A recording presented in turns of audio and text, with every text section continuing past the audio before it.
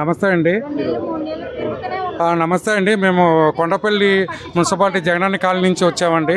మేము గత 4 సంవత్సరాలుగా జగనన్న కాలనీలో మేము నివాసం ఉంటున్నామండి. మా పరిస్థితి మేము చెప్పుకోలేనంత దారుణ పరిస్థితిలో ఉంటున్నామండి. ఎక్కడో అడవుల్లో ఉన్నట్టుగా మేము నివసిస్తున్నామండి.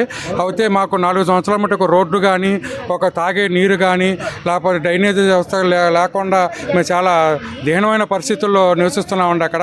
అయితే మేము కింద నుంచి కమిషనర్ గారి కానించి, చైర్మన్ గారి కాడి నుంచి, ఎంఆర్ఓ ఆర్డీఓ గారి కానించి వాళ్ళ కలెక్టర్ ఆఫీస్ వరకు వచ్చామండి.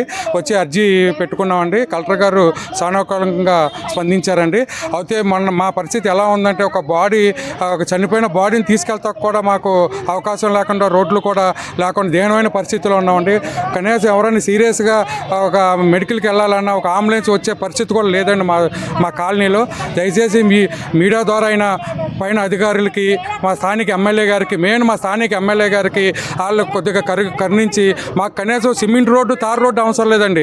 మనిషి నడవడానికి గ్రావిల్ రోడ్డు అన్న దారి చూపించమని మీ మీడియా ద్వారా మా ఎమ్మెల్యే గారికి, ముఖ్యంగా జిల్లా కలెక్టర్ గారికి, సబ్ కలెక్టర్ అందరికీ ఇన్వైట్ చేసుకుంటున్నానండి. ఏలపోలు కాలనీ, కొండపల్లి మున్సిపాలిటీ అండి, జగనన్న కాలనీ. మేము అక్కడ చెంటి స్థలం ఇస్తే కట్టుకున్నామండి. మాకు రోడ్లు లేవు, మంచినీళ్ళు లేవు. మంచినీళ్ళు కావాలంటే 2 కిలోమీటర్లు నడిచి రావాలండి. మా ఇంట్లో మగోళ్ళు లేరు, నేనే వచ్చి పట్టుకెళ్ళాలండి. మాకు 2 పిల్లలు ఉన్నారు. ఆ పిల్లలు కూడా చాలా పింఛన్కి తీసుకెళ్లాలన్నా కష్టం అవుతుంది, ఎక్కడికైనా ఊరికి వెళ్ళాలన్నా కష్టం అవుతుంది. మాకు ఏమైనా ప్రాబ్లం వచ్చినా ఆటో 200 ఇచ్చినా లోపలికి రావట్లేదండి, నడిచి వెళ్ళవలసి వస్తుందండి. 108 జ్వరం ఉన్నా మేము బయటికి వెళ్ళి నడిచి వెళ్తేనే మాకు రోడ్డు 2 కిలోమీటర్లు నడిచి వెళ్తేనే ఆటో అండి. అంత జ్వరంలో కూడా నడిచి వెళ్ళి ఆటోలో ఎక్కుతున్నామండి మేము. మా పరిస్థితి ఏంటండి, మీరే ఇచ్చారు కాలనీ, ఇప్పుడు మీరే ఉన్నారు, అప్పుడు మీరే ఉన్నారు. మా కాలనీ చూసి పరిష్కరించండి, ఏం చేస్తారో చేయండి. మీకే కట్టుకోమనుకున్నామండి, కట్టుకోకపోతే సెంట్ ఇచ్చి కట్టుకోకపోతే లాగేసుకుంటామన్నారు. ఉన్న డబ్బులు అన్ని అప్పులు చేసి ఉన్నాయన్నీ పెట్టి కట్టేవండి. మేము ఇప్పుడు బయట ఉండలేక, అద్దె కట్టలేక, ఆ ఇల్లు వదిలేసి ఉండలేక ఉంటున్నామండి. మా పరిస్థితి అయితే కుక్కలకు కూడా ఉండదండి, కుక్కలే పెట్టరు మా మీద. అది అర్థం చేసుకోండి. ఇంతగాని కుక్కలకైనా ఇల్లు ఉంది కానీ మా కాలనీలోకి ఇల్లు లేదండి. అది అర్థం చేసుకోండి ఇక మీరే ఎమ్మెల్యే గారు. నమస్తే అండి. కొండపల్లి జగనన్న కాలనీ అండి. మాకు స్థలాలు ఇచ్చి 5 సంవత్సరాలు అయింది. 4 సంవత్సరాల నుండి మేము అక్కడే ఉంటున్నాం. ఇప్పటికి ఎన్నోసార్లు ఎమ్మెల్యే గారిని కలిసాము, కమిషనర్ గారిని కలిసాము. మున్సిపాలిటీలో లేదన్నారు. మున్సిపాలిటీలో లేనిదే మాకు సెంటు స్థలం ఎలా ఇచ్చారు? ఆ సెంటు స్థలం ఇచ్చారు సరే, తర్వాత కరెంటు బిల్లులు కడుతున్నారు. అవి ఎవరి జబ్బుల్లోకి వెళ్తున్నాయి? మరి కొండపల్లి మున్సిపాలిటీ కాదు అన్నప్పుడు ఎవరి జబ్బుల్లోకి వెళ్తున్నాయి ఆ కరెంటు బిల్లులు?